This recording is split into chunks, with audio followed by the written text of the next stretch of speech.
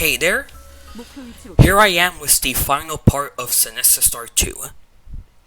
Now, since this video will only contain fights, it will be somewhat shorter, and since it's also the final part, I figured I would do some talking concerning SiNiSistar. Now, if you only want to watch the gameplay, I'll put the timestamp here at where it starts so you can just skip ahead.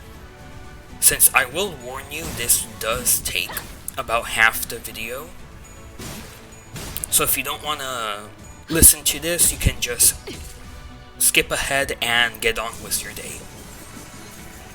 If you don't mind me talking though, then strap in because this will take a while.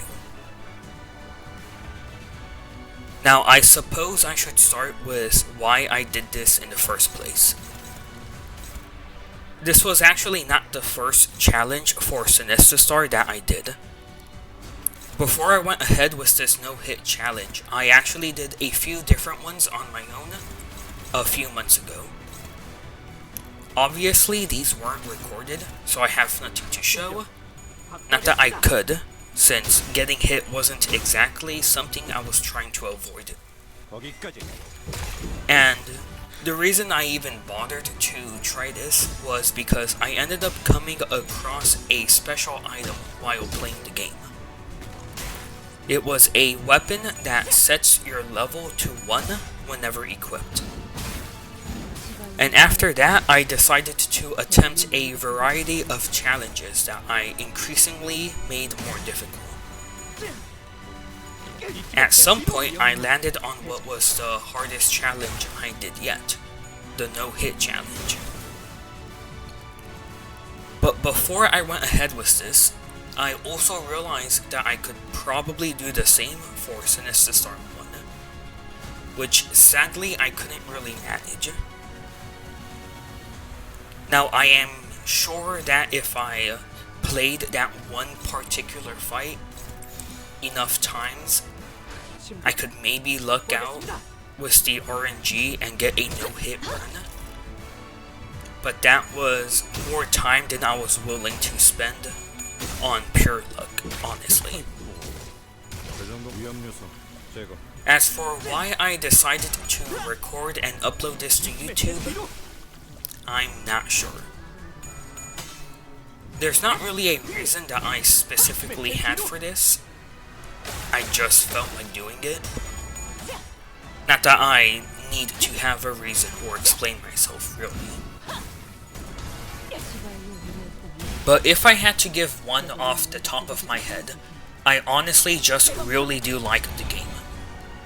I know that to most, SiNiSistar will be nothing more than a dark and grotesque porn game.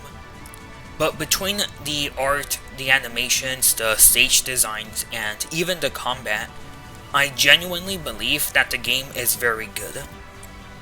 And when you live in an age where developers release unoptimized games and they break promises, destroy their franchises, and turn on the fans that built their companies, you start to realize that the content of the game isn't what matters as much as just the game being good and the developer just liking what they do and the audience that they've created.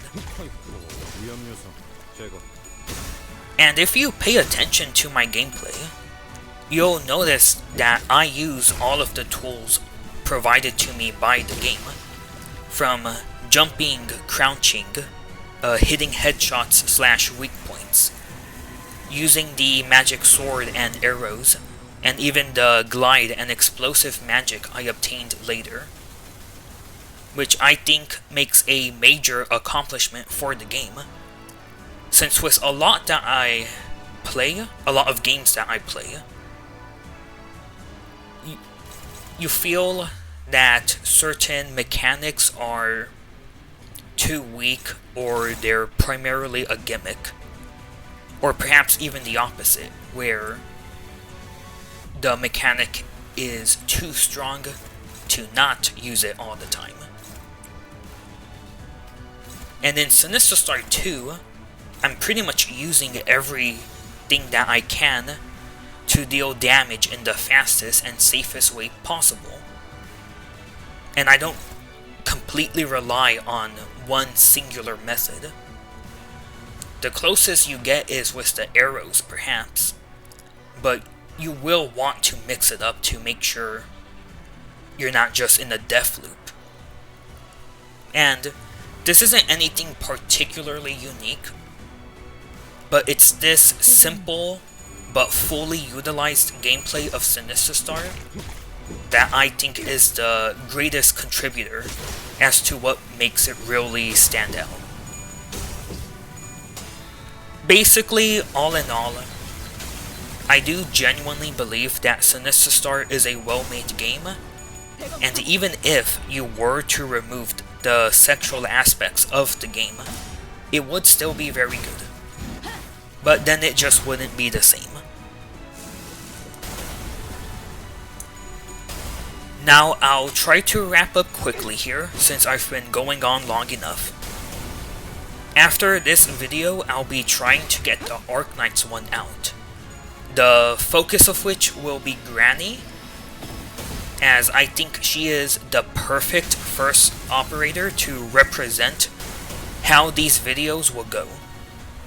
And in the meantime, I'll start preparing to play Crackle Cradle, which I intend to have some progress videos on as I'm practicing, with the final / main video being the end goal of my next sort of challenge, which will be a speedrun of the game with all 3 characters back to back to back.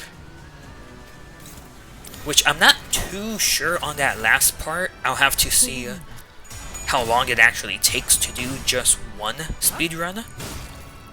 But the end goal is to eventually speedrun with every character in the game, since they all have some unique aspects to them. So I think that would be pretty fun to do 3 playthroughs where I have completely different playstyles. But before I can do that, I need to get back into it and practice all of the routes, practice the timings, and just get the general muscle memory back in.